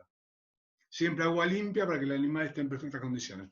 Estas son fotitos que les muestro rápidamente, que la misma técnica se utiliza en tortugas, ya que ahí en Venezuela hay una zona de manglar que está comprometida, y no va a ser raro que encuentren este tipo también de especies afectadas por hidrocarburos. Bueno, obviamente teniendo en cuenta, como le digo, las consideraciones en cuanto al manejo, lo mismo sucede con reptiles. Se intenta aplicar la misma técnica, solamente hay que tener personas especialistas, ¿no?, que puedan sujetar, manejar a estos animales durante la persona lava. Otro aspecto fundamental es este, ¿no? Asegurar la correcta eliminación de los residuos producidos durante las acciones de remoción de hidrocarburos. Nosotros no podemos estar tranquilos, contentos que estamos lavando las aves, enjuagándolas, y que todo ese resto de agua con petróleo, con detergente, se vaya al desagüe, porque estamos ahí agravando más la situación ambiental ya puesta en crisis por el derrame, ¿no? Entonces hay distintas estrategias para contener ese agua, ya sea poniéndolos en recipientes y luego con una bomba de aspiración trasladarla a otro recipiente, donde puedan ser trasladadas a un lugar obviamente conveniente y adecuado, ¿no? Que eso se tiene que ver muchas veces con el gobierno, con el municipio del lugar, o tiene que ver con lo que se llaman el manejo de los residuos patogénicos. Asimismo, todos esos residuos de agujas, guantes, barbijos, todo lo que es básicamente de uso en contacto con el animal y de uso veterinario, bueno, todo eso obviamente, nosotros no podemos dejarlo ahí, tiene que conducirse de una manera correcta, legal y amigable con el medio ambiente, si no nosotros estamos todavía agravando más esa situación. Tener muchísimo en cuenta esto, que son detalles que parecen mentira, pero muchas veces no se tienen en cuenta. Nosotros se acuerdan que el objetivo principal de toda esta respuesta era el bienestar animal, la seguridad de las personas y la restauración y protección del medio ambiente. Bueno, esta es una de las formas concretas de tener en cuenta ese medio ambiente, ¿no? Para la reinserción, o sea, ya el hecho de devolver los animales, bueno, los criterios son los básicos, como puede pasar con otro tipo de fauna rehabilitada, ¿no? Comportamiento del ave o del ejemplar que hemos estado trabajando debe ser normal, natación, alimentación, peso corporal adecuado a la estación del año, plumaje impermeable, funcionamiento de la glándula ortigia normal, en el caso que la tuviera, valores hematológicos normales, esto lo tienen que ver obviamente los veterinarios desde ya. En aves pelágicas, comprobar el funcionamiento de la glándula de sal, fundamentalmente en pingüinos, en albatros, en petreles, estas aves que básicamente viven en agua y no salen a tierra, muchas veces si pasan mucho tiempo en contacto con agua dulce o con alimentación, digamos, peces de río, muchas veces el contenido de sal que necesitan para que esa glándula de la sal esté activa, no lo tienen, y en el caso que esa glándula se altere o vea alterada su funcionalidad, ese animal, una vez reinserto, va a tener problemas para la osmorregulación. Entonces hay que tener en cuenta también eso. Seguimiento post-reinserción sería lo ideal, ¿no? Por balas, por medio de satélites, por anillas de distinto tipo, por medio de chips, siempre sería ideal para terminar, digamos, redondear el éxito, el suceso de todo el tratamiento, es el seguimiento post-reinserción. Si tenemos la posibilidad de ver si esos animales se han adaptado completamente y en perfectas condiciones al medio ambiente, luego de haber sido víctimas, digamos, de un desastre, ¿no? Entonces, básicamente la rehabilitación en sí requiere un manejo profesional y responsable de la situación. Aplicación de protocolos eficientes y rigurosos van a permitir que las aves que están afectadas, obviamente, permanezcan poco tiempo en atención, optimizando los recursos, que es fundamental, y las posibilidades de supervivencia, ¿sí? Esto tiene que tener en cuenta siempre. No solamente tenemos que pensar en la seguridad personal, en el bienestar animal, y en estos casos también en los recursos, así que muchas veces los recursos son los que limitan este tipo de acción. Bueno, ya damos por culminada, discúlpenme que me extendí bastante, ¿no? Pero también tuve problemas de conectividad. Espero que se haya entendido, ¿sí? Muchas gracias, Sergio. Estuvo estupenda esta conferencia, aprendimos muchísimo. Y bueno, ahorita vamos a dar inicio entonces a las preguntas que hizo el público, que están en el chat. Yo voy a empezar a leerlas y tú, en la medida que yo las leo, tú respondes y así continuamos. Entre Alejandro y yo vamos a estar revisando las preguntas que hicieron. Tenemos la primera pregunta de Miguel Mancilla, que te dice excelente charla y pregunta una consulta, ¿qué es más grave para el ave, el petróleo crudo o el refinado? En nuestra experiencia es mucho más grave el petróleo refinado, porque es mucha más alta la toxicidad y es mucho más alta, digamos, la posibilidad que esa ave no solamente lo inhale, o sea, lo respire, sino que vaya por piel. Entonces es en esos casos cuando los veterinarios tienen que tomar la decisión de lavarlo inmediatamente una vez rescatado, ¿no? Claro. Y Ailén Laversa pregunta, ¿cómo diferenciar a simple vista entre hidrocarburos volátiles y crudos? Bueno, primero, como decíamos, en un evento, vamos a hablar dos escenarios, digamos así. En un evento de gran escala, como el que lamentablemente están sufriendo ustedes, ya va a haber gente especializada, ¿no? Parece que es las personas que están, digamos, limpiando playa, conteniendo manchas de hidrocarburo, que van a saber decir de qué tipo es, de qué tipo químico. Entonces ahí ya tiene uno la ayuda de saber, mira, es crudo, es de tal tipo, es de tal tipo. En el caso nuestro, aquí en nuestra experiencia, por ejemplo, que no tenemos, afortunadamente, ¿no? Un derrame así de un accidente, el derrame es crónico, los animales aparecen en playa durante todo el año, como les contaba, con crudo, con otro tipo de hidrocarburo. Uno, ¿cómo se da cuenta? Advierte la mancha, advierte el plumaje apelmazado. Obviamente, si es petróleo crudo negro, vas a ver el animal, como se ven muchas fotos de pingüinos aquí, completamente negro, con el cuerpo cubierto de petróleo. Eso es evidente desde el punto, así, a simple vista, ¿no? Pero hay veces que los animales aparecen manchados como si fueran con vaselina o con un tipo de aceite, que ahí te está hablando de otro tipo de contaminante, ¿no? Y más si ese aceite o esa resina que tiene en la pluma, que no es de color negro, viene acompañado de un olor como a nafta, como a querosén, ¿sí? Como a combustible. Entonces ahí te das cuenta, obviamente, que es algo volátil. Bueno, aquí todavía no sabemos qué fue lo que se derramó porque PDVSA no ha dicho nada para que tú veas, ¿no? Y ya tenemos más de casi 3 semanas, pero bueno. Mira, pregunta Javier Rodríguez. Durante el periodo de rehabilitación, ¿la hidratación es con agua normal o lleva alguna concentración de azúcar o sales distinto para esta primera etapa? Sí, mira, eso es a criterio estrictamente veterinario, ¿sí? Muchas veces al inicio enseguida, porque lo que pasa también que uno tiene que tener en cuenta que muchas veces en el lugar remoto donde ocurre el accidente y está estabilizando aves, no tiene más que agua. Entonces, si uno tiene agua, eso lo va a ayudar muchísimo al animal. Una vez que si están en unas condiciones de un centro de rescate donde ya ahí tiene un equipo de veterinario que ya está todo y tiene toda la medicación preparada, sí, de acuerdo al examen de sangre, de acuerdo al estado del animal, ya puede ver con glucosa, obviamente con sales de hidratación, ¿sí? Que vienen en sobre o que vienen propiamente líquidos ya estipulados con tanto de potasio y tanto de sodio. Pero básicamente, fundamental el agua. Y esa hidratación va a ir cambiando a medida que el animal vaya evolucionando. Podemos pasar de una hidratación inicial en el primer día, como para estimular a ese animal otra vez a la motilidad gástrica. Recordemos que es un animal que está intoxicado y que generalmente viene muchos días sin comer, sin ingerir. Entonces el agua sola y con sales, si el veterinario está de acuerdo, eso va a ayudar a mejorar su estado.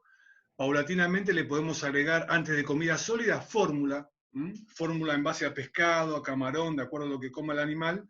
Uno lo licúa y lo presenta en una forma como si fuera un jugo, ¿no? En forma líquida, y entonces de la misma manera que administra el agua, le administran esa fórmula alimenticia.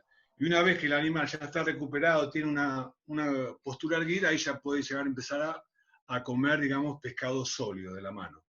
Pasa que todas estas consideraciones, recuerden o imaginen que son muy variables, porque son muchísimas las especies que pueden estar afectados, que son sensibles a la contaminación por petróleo.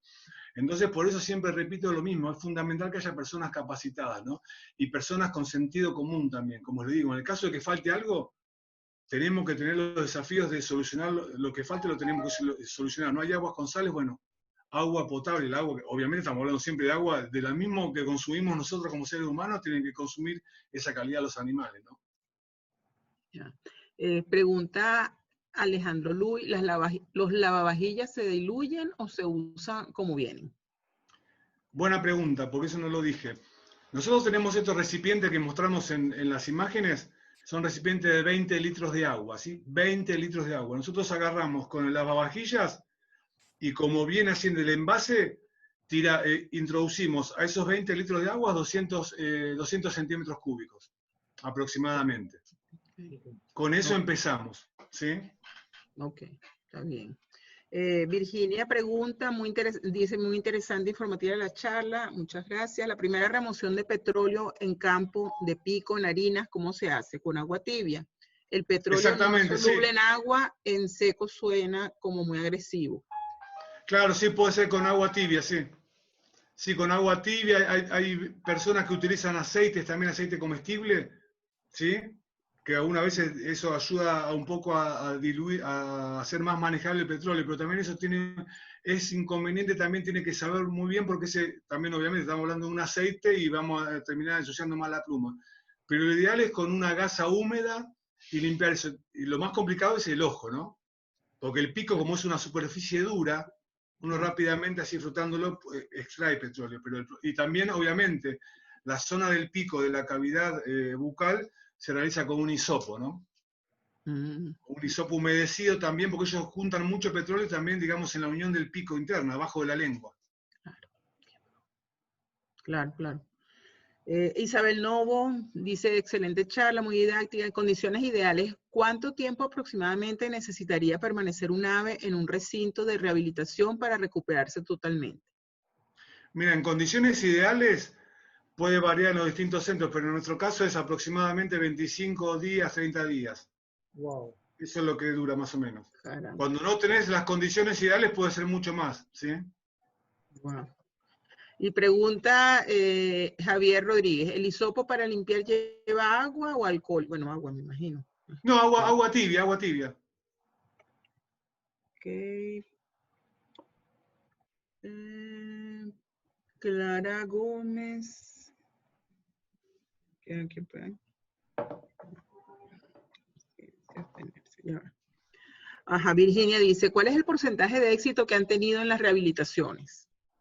Mira, con este tipo de protocolo, que no solamente lo utilizamos la Fundación Mundo Marino, sino que es un protocolo que generalmente lo utilizan distintos centros de rescate e instituciones en toda Latinoamérica, incluso en Estados Unidos, así es un gran porcentaje, casi el 90% de los ejemplares con este tipo de protocolo que se pueden rehabilitar y reintroducir al medio ambiente en perfectas condiciones. Ya.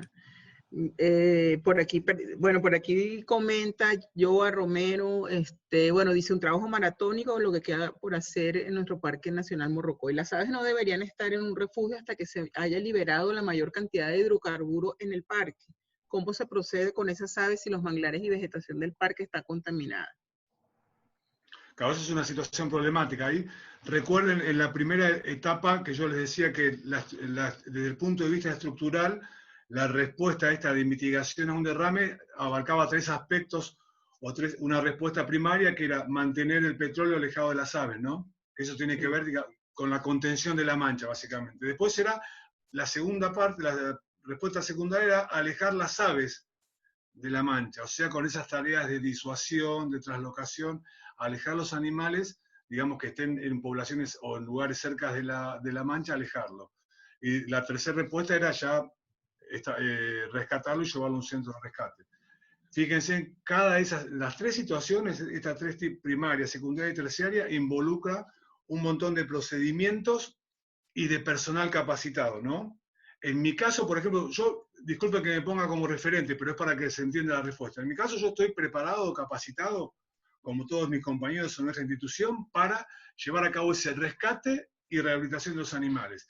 Pero después hay especialistas que van a trabajar en brindar la respuesta secundaria, en utilizar las herramientas de disuasión, en utilizar protocolos de translocación, y tiene que haber también personas capacitadas en la respuesta primaria, es decir, contener la mancha para que no se extienda más y abarque más kilómetros y que ponga en peligro más fauna. ¿Se entendió? O sea, cada uno de esos aspectos, y más con un manglar, va a tener que involucrar personas capacitadas para ofrecer los tres tipos de respuestas, o sea, los tres componentes, ¿no? Más en un manglar, porque en el manglar el problema es que tenés ya cuando es en una playa, vos tenés afectado, hablando del punto de vista de la fauna, básicamente fauna marina, ¿no? Podrás tener pinípedos,